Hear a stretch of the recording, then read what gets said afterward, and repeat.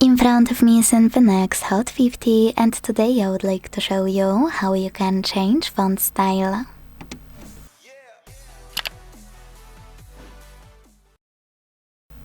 Begin by opening Settings and scrolling a tiny bit to click on Personalization. Now you need to scroll again, this time to click on My Fonts.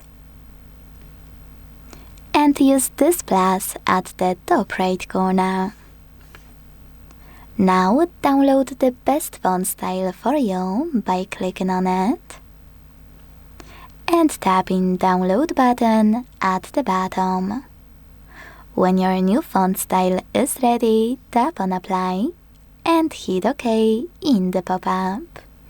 So when I do that and go back, I can see that style of my font has changed.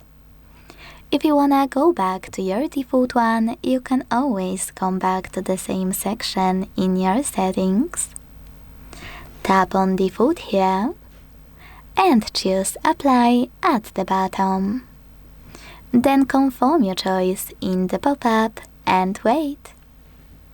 Thanks so much for watching. If you enjoyed this video, leave a like, comment and subscribe.